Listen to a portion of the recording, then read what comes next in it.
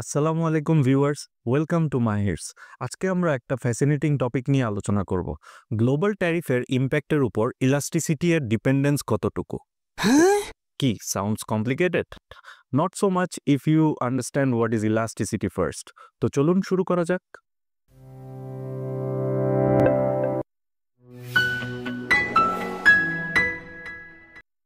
ধরেন আপনি ঢাকার কোনো টঙের দোকানে চা খাবেন, স্পেশাল কোনো চা না, একদম বেসিক চা with condensed milk and sugar.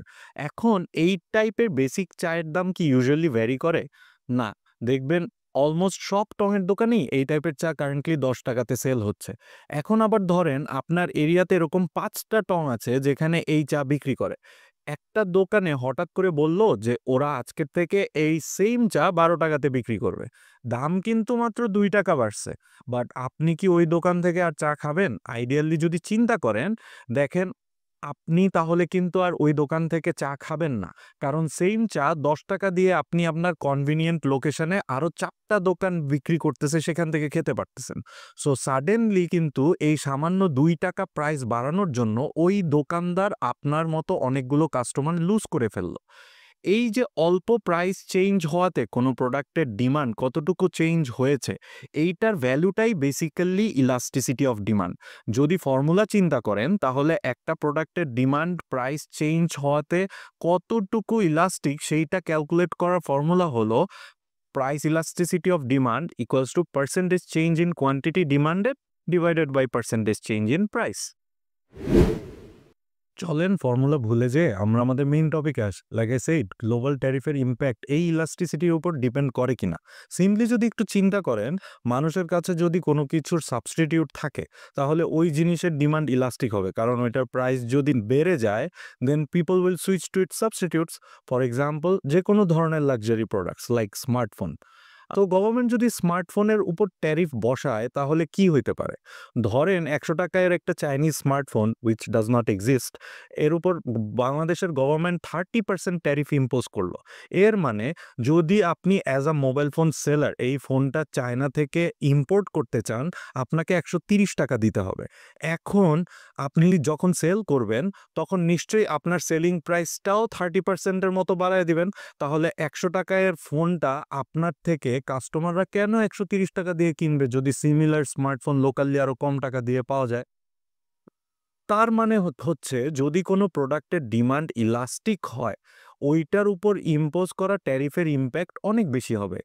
Meaning that tariff 30% বসানো হলে ইম্পোর্ট 30%-এর বেশি কমে যাবে।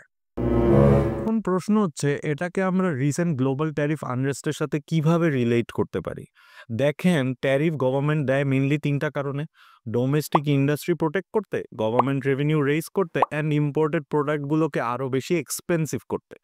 এখন ইউএসএ রিসেন্টলি এপ্রিলের 2 তারিখ অ্যানাউন্স করলো যে আমাদের প্রোডাক্টের উপর 37% ট্যারিফ ইম্পোজ করে দিস। এখন প্রশ্ন হলো, আমরা এইটাই বেশি এফেক্টেড হব কিনা? ওয়েল, টু সাম এক্সটেন্ট এটা কিছুটা ডিপেন্ড করে আমরা ইউএসএতে যেই প্রোডাক্টগুলোকে এক্সপোর্ট করি ওইগুলো মেইনলি ইলাস্টিক নাকি inelastic. So according to the United Nations Comtrade database on international trade, 2024-এ বাংলাদেশ $8.78 বিলিয়ন এক্সপোর্ট করেছে ইউএসএতে। এর মধ্যে অলমোস্ট 90% প্রোডাক্টস হচ্ছে টেক্সটাইল অর গার্মেন্টস প্রোডাক্ট। তার মানে এই গার্মেন্টস প্রোডাক্টগুলো যদি ইলাস্টিক হয়, আমাদের এক্সপোর্টস টু দ্য ইউএসএ একদম শেষ। আর আনফর্চুনেটলি গার্মেন্টস ইন্ডাস্ট্রি এর ম্যানুফ্যাকচারিং মার্কেট বাংলাদেশ ছাড়াও আরও বেশ কয়েকটা ডেভেলপিং কান্ট্রিজ গুলোতে আছে, যেখানে কস্ট অফ প্রোডাকশন অনেকটাই কম। তাই ইলাস্টিসিটি এর ডেফিনেশন অনুযায়ী এই প্রোডাক্টগুলোর সাবস্টিটিউট মার্কেট অ্যাভেলেবল থাকায় এদের ডিমান্ড ইলাস্টিক।